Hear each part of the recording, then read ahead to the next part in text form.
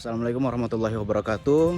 Pada konten kali ini aku mau membahas tentang salah satu rumah yang terletak di Sumatera Utara yang dinamakan dengan Rumah Bolon. Jadi di belakang aku ini adalah Rumah Bolon. Rumah Bolon ini adalah rumah dari salah satu suku yang ada di Sumatera Utara, yaitu suku Batak. Suku Batak merupakan suku terbesar ketiga di Indonesia dan wilayahnya berada di Sumatera Utara, seperti Kabupaten Karo, Simalungun, Dairi, Tapanuli Utara, dan Asahan. Lalu dalam pembagian etnisnya biasanya terbagi atas 4, Batak Toba, Batak Mandailing, Batak Karo, dan Batak Papa. Ciri khas dari suku ini adalah keras, adat istiadatnya yang kental, dan kekayaan filosofi hidup yang kuat. Tradisinya biasanya berupa lompat batu, mangokal holi, kenduri laut, dan sigale-gale. Kebudayaan dari suku Batak adalah bahasa Batak Toba, huruf Batak Toba, seni teater sigale-gale, seni tari seperti tortor dan marembas, dan seni musik gondang.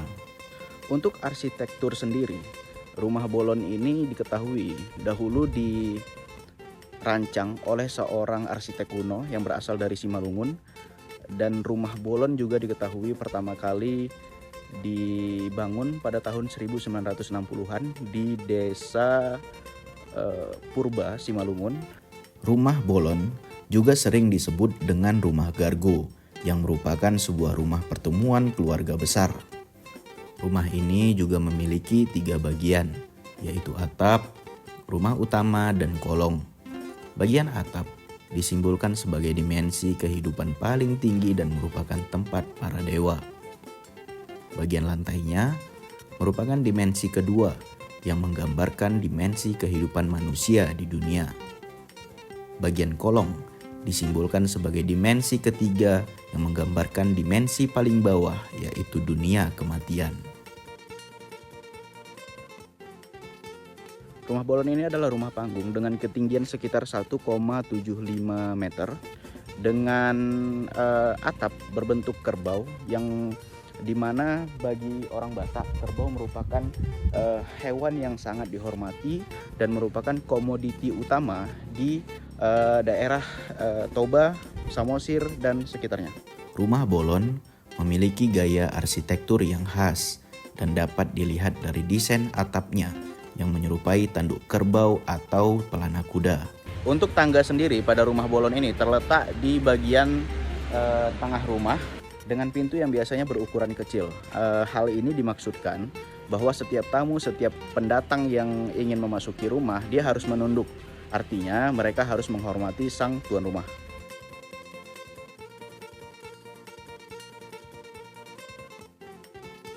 Pada bagian relief-reliefnya sendiri, ini biasanya menceritakan kebenaran dari bangsa Batak, bahwa mereka harus mengetahui hukum dari mula jadi Nabolon. Di sini kita lihat ada relief-relief dari khas ya dari Batak. Warnanya juga warna Batak sekali, hitam, putih, dan merah. Ukiran yang terdapat pada Rumah Bolon disebut dengan gorga. Dekorasi Rumah Bolon juga diambil dari tengkorak kerbau dan dipajang di bagian depan rumah. Jumlah tengkorak kepala kerbau yang dipasang di depan rumah menandakan tingkat kemakmuran penghuni rumah.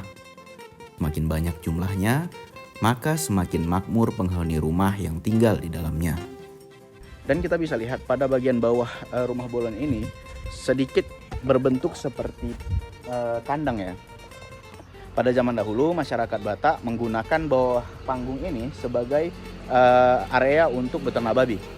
Bentuk rumah adat Bolon pada umumnya tidak jauh beda dengan rumah adat orang Batak lainnya.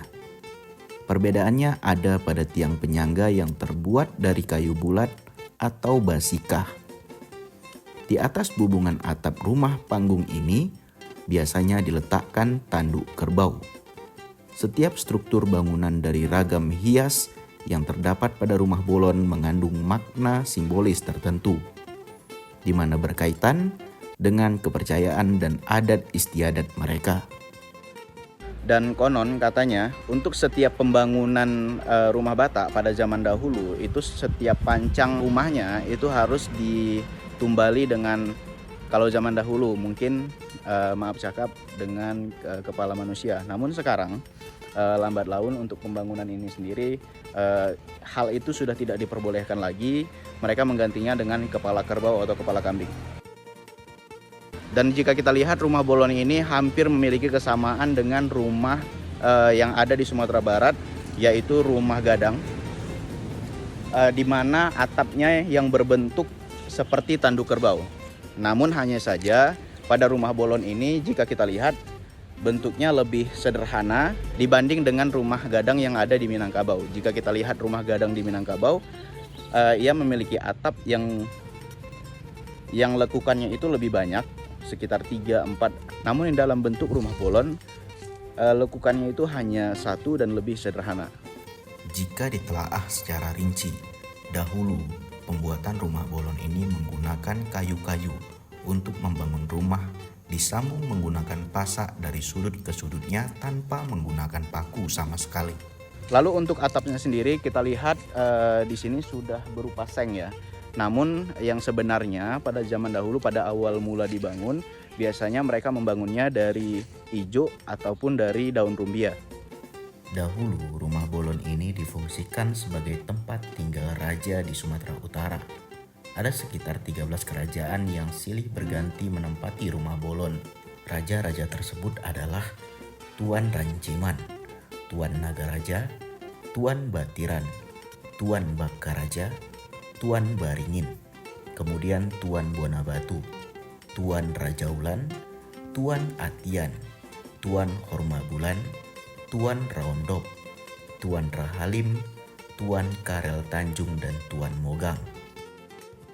Lalu lambat laun seiring perkembangan zaman, tempat ini pun setelah tidak ada lagi sistem kerajaan di Indonesia, dialihfungsikan sebagai tempat permusyawaratan, tempat perkumpulan keluarga-keluarga besar di persukuan dan perkauman Batak.